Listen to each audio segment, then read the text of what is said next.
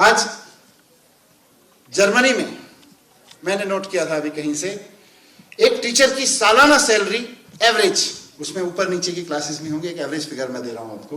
एक जर्मनी के टीचर की सालाना वार्षिक सैलरी जो है वो 72 लाख रुपए है, और वहां के जो टॉप ब्यूरोक्रेट है उसकी सालाना सैलरी 71 लाख रुपए है। 72 लाख टीचर की है एवरेज, 71 लाख वहां की सबसे टॉप ब्यूरोक्रेसी का जो सिस्टम है उसकी है। स्विट्जरलैंड में टीचर की सैलरी वार्षिक 71 लाख रुपए है, और ब्यूरोक्रेट्स जो सीनियर टॉप मोस्ट ब्यूरोक्रेट्स हैं उनकी 64 लाख रुपए। आप अंतर देखिए, देश क्यों बढ़ रहे हैं आगे? कहीं ना कहीं वो अपने टीचर्स में इन्वेस्ट कर रहे हैं, वो सोसाइटीज अपने टीचर्स में इन्वेस्ट कर रही हैं। अमेरिका में, मैं कोई कंपैरिजन नहीं करूंगा, अमेरिका में एक टीचर की औसत सैलरी, वहां के टीचर की जो औसत सैलरी गिनी जाती है सारे फैक्टर्स को देखते हुए, वो करीब 46 लाख रुपए, 46 लाख से 60 लाख रुपए गिनी जाती है। भारत में कितनी एवरेज? मुझे तो मिलती नहीं, आप ही बताइए। 12 से 15 लाख एवरेज है। कुछ तो करना पड़ेगा, है जी? टैक्स भी कट जाता है। नहीं, टैक्स सब मुझे नहीं पता ये फिगर्स में टैक्स है कि नहीं है।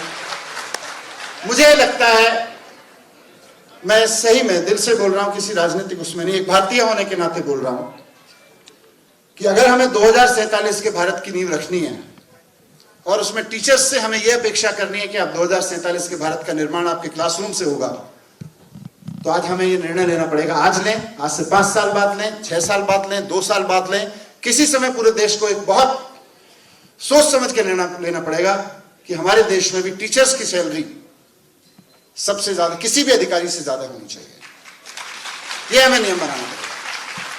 मैं ये नहीं कह रहा कि टीचर्स को सबसे ज्यादा तनख्वाह दो और फिर जो सबसे ज्यादा सीनियर टीचर है उसको भारत का कैबिनेट सेक्रेटरी बना दो, नहीं, वो नहीं होगा। या डीएम बना दो। डीएम तो आईएएस को ही बनाना पड़ेगा। वो एक क्वालिफिकेशन लेके आते हैं, एक एक्सपीरियंस लेके आते हैं, एक खास तरह की नॉलेज लेके आते हैं, तो डीएम का काम तो एक आईएएस ही करेगा। लेकिन 5 साल में डीएम बन जाते हैं तारिक साहब, लगभग मराठी जी। तो 5 साल में एक आदमी डीएम बनता है, वो डीएम 5 साल वाला आईएएस ही बनेगा। लेकिन 5 साल के डीएम आईएएस की सैलरी और 5 साल के शिक्षा विभाग में काम कर रहे टीचर की सैलरी देखी जाए तो मेरी राय में 5 साल के टीचर की सैलरी ज्यादा होनी चाहिए एक आईएएस से। कैबिनेट सेक्रेटरी कितने साल में बनता है? 34 ईयर्स। लगभग 30 से 35 साल में भारत के जो सबसे ज्यादा सैलरीज पाने वाले सरकार में देखें तो अधिकारी होते हैं आईएएस, उनकी तनख्वाह 30-35 साल में कैबिनेट सेक्रेटरी बन जाते हैं वो, या सेक्रेटरीज बन जाते हैं। वो पीक होता है वहां पोजीशन का। तो वो पोजीशन तो वही लोग भरे हैं क्योंकि आपने ही खड़ा किया है उनको आईएएस बना के। लेकिन भारत वो देश होना चाहिए जहां जब हमने कहा गया गुरु ब्रह्मा गुरु विष्णु, हम हर उसमें गाते हैं, या कबीरदास जी का वो दोहा सुनाते हैं तो वो दोहे तक सीमित रह गया। गुरु गोविंद दो खड़े काको लागू पाए, बलिहारी गुरु आपने गोविंद दियो बताए।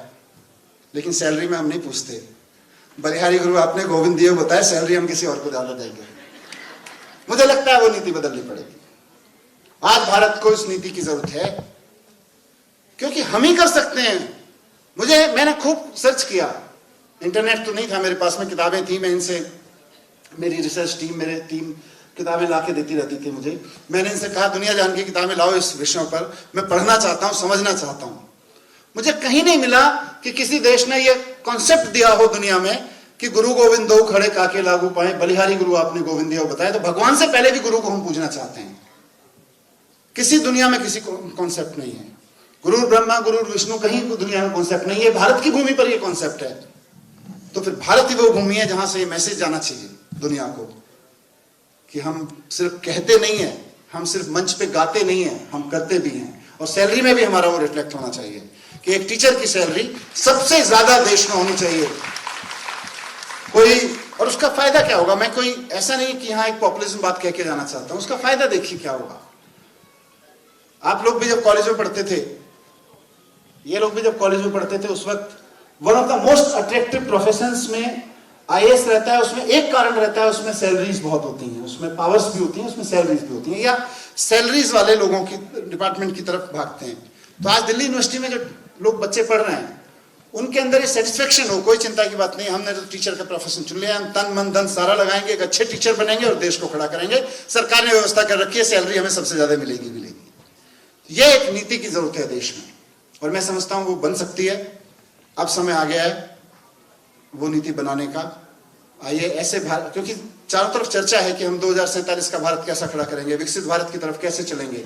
मेरा मानना है कि टीचर्स को वो सम्मान दिए बिना और वो जगह दिए बिना जिसमें हमारे परंपराओं में भी रिफ्लेक्ट होता है, लेकिन हमारी बैलेंस शीट में भी रिफ्लेक्ट होना चाहिए कि हमारे यहाँ टीचर सबसे ज्यादा सैलरी पाते हैं। हम वो देश हैं जहां टीचर सबसे ज्यादा सैलरी पाते हैं किसी भी सरकारी कर्मचारी की तुलना में। वहां हम पहुंचेंगे, मुझे लगता है भारत को फिर विकसित होने से कोई नहीं रोक सकता। और जब तक इस तरह की चीजें नहीं होंगी, खाली इससे नहीं होगा, लेकिन जब तक इस तरह की चीजें नहीं होंगी, कोई धक्का भी मारेगा तो भारत विकसित हो नहीं सकता। बहुत बहुत धन्यवाद आप सब लोगों का, आपने मुझे मौका दिया कि मैं आपके बीच अपनी बात रख सकूं। थोड़ी सी दिल की जो इच्छाएं थी, बहुत सारी चीजें हैं, फिर मैं मिलता रहूंगा। हम भी दिल्ली में, आप भी दिल्ली में हैं। Thank you very much. सबको बहुत बहुत शुभकामनाएं टीचर्स डे की। धन्यवाद।